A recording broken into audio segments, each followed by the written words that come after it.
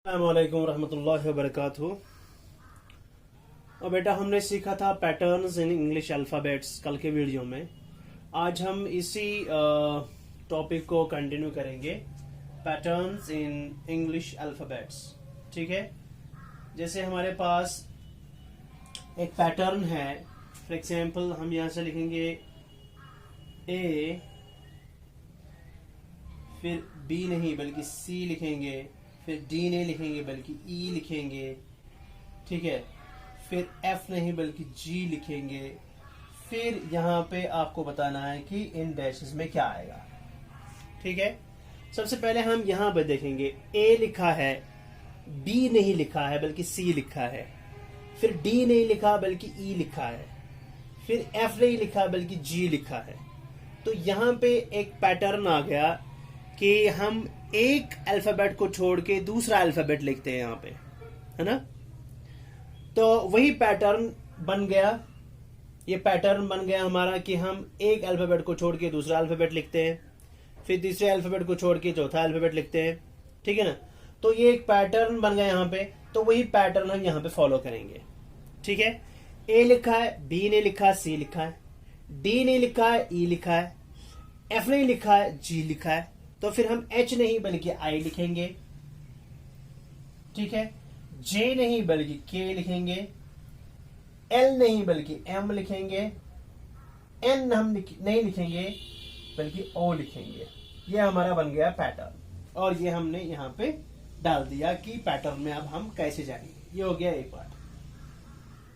अब B part है, मिसाल हम लिखेंगे बी लिखेंगे, ए नहीं लिखा बल्कि बी लिखा, फिर लिखा हमने डी, फिर लिखा हमने एफ, फिर लिखा हमने आई। फिर हमें बोलना है कि यहां पे क्या आएगा, यहां पे क्या आएगा, यहां पे क्या आएगा, यहां पे क्या आएगा। ठीक, सबसे पहले हम इस पैटर्न को समझेंगे। यहां पे पैटर्न क्या बना, यहां पैटर्न बना, पहले ए था वो नहीं लिखा है बल्कि बी लिखा है, पहला वाला छोड़ के दूसरा लिखा है, फिर सी को छोड़ के डी लिखा है, ई को छोड़कर एफ लिखा है, जी को छोड़कर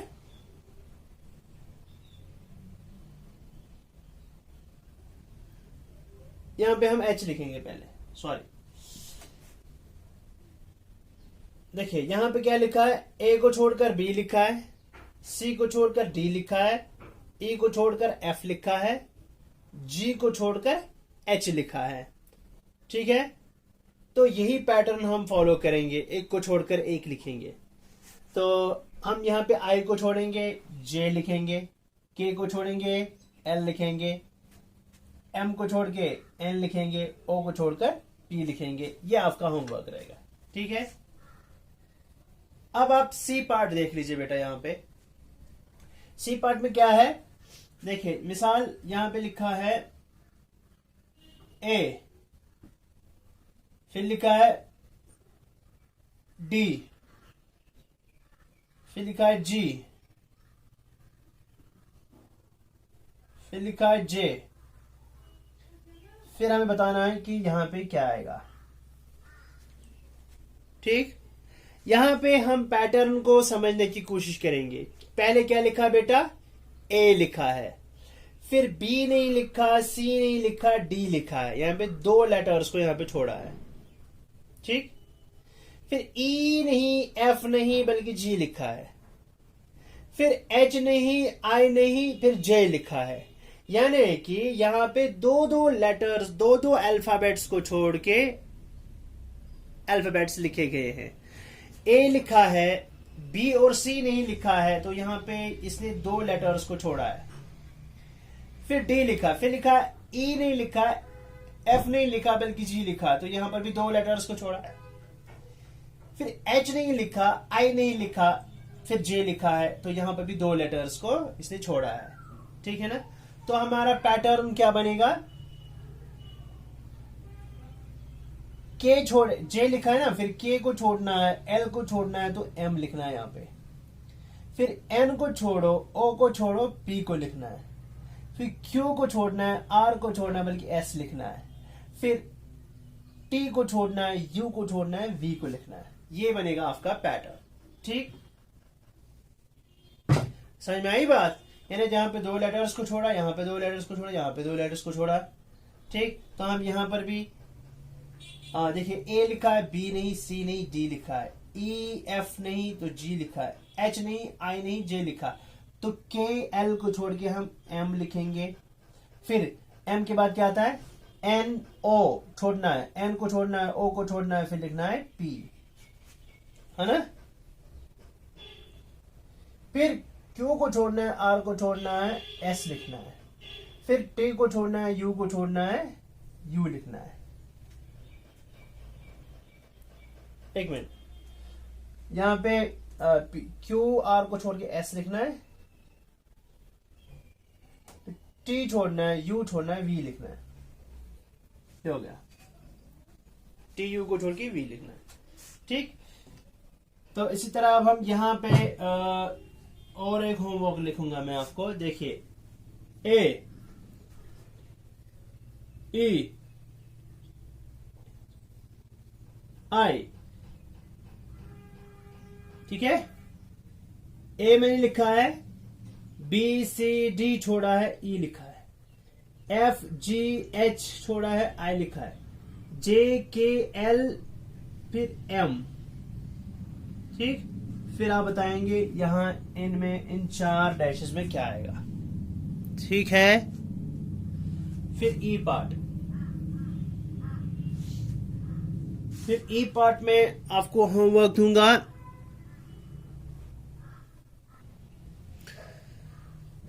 देखिए, ए एफ के पी, है ना। इसमें देखना आपको पैटर्न क्या बनेगा, फिर इन 4 डैश में लिखना है। फिर यहां पे मैंने लिखा F part A G M, यहां पे देखना आपको पैटर्न क्या बना है। ठीक है, फिर आपको इसमें और इसमें लिख देना है। ठीक है बेटा, ये इजी हो गया आपके लिए। आप देख लीजिए बेटा, देखिए ये जी पार्ट का पैटर्न क्या है। देखिए, हमने लिखा है पहले लेटर ए, जो कि इंग्लिश अल्फाबेट्स का सबसे पहला अल्फाबेट है ना, ए। और फिर लिखा है जेड। जेड जो है ये इंग्लिश अल्फाबेट्स का सबसे लास्ट वाला अल्फाबेट है।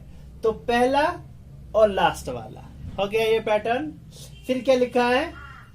दूसरा लेटर बी जो है इंग्लिश का दूसरा लेटर है ना। और उसके बाद क्या लिखा है? वाई। वाई जो है वो सेकंड लास्ट लेटर है इंग्लिश लेटर्स में से, है ना। पहले ए जो कि पहला है, फिर जेड जो कि लास्ट वाला है, फिर बी जो कि सेकंड आता है, सेकंड लेटर है, और वाई ये सेकंड लास्ट है। ठीक। फिर सी, सी क्या है? थर्ड। सी थर्ड है, तो यहां पे हम थर्ड लास्ट देखेंगे, थर्ड लास्ट। समझ में आई बात? थर्ड लास्ट क्या बनेगा? वाई से पहले क्या आता है? एक्स, तो यहां पे एक्स बनेगा।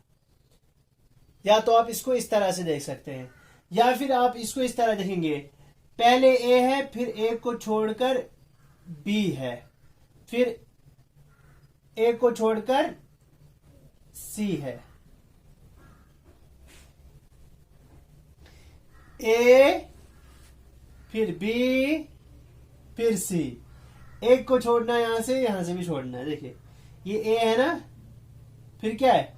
बी, यानी इसको छोड़ना है, ए को छोड़कर बी जाना है, बी को वाई को छोड़कर, यानी पहले ए से स्टार्ट करना है, इस जड़ को छोड़ना है, बी के पास जाना है, ए बी, फिर ए को छोड़ के सी, तो बन गया ए बी सी।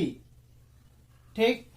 अब ये y और z है, y z, तो हमें यहां से चलना है x y और z, इस तरह x y z। ठीक।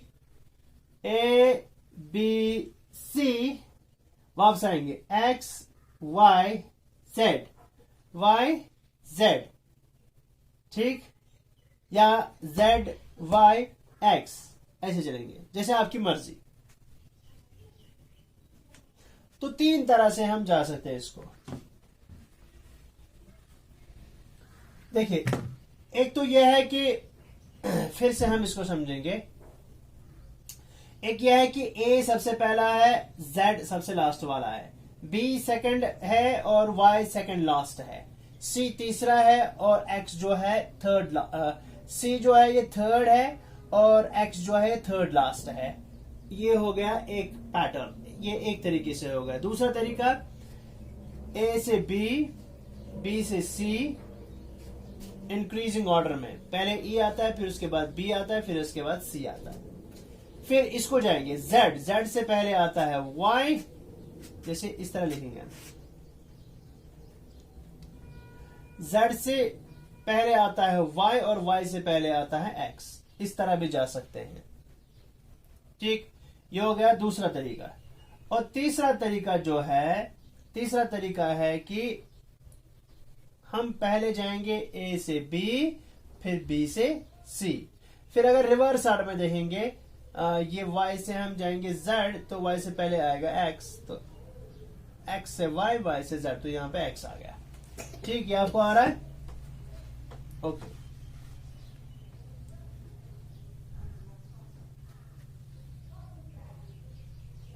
तो इसी पैटर्न पे अगर मैं आपको क्वेश्चन दूं, जरा बेटा अब इस पैटर्न को पहचानने की कोशिश करो। क्या है? A B C, C B A B सी।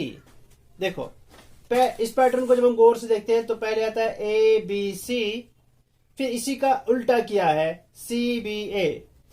पहले लिखा है ए बी सी, फिर लिखा है सी बी ए, यानी सी बी ए वापस, फिर लिखा है ए बी सी, फिर से लिखा है ए बी सी।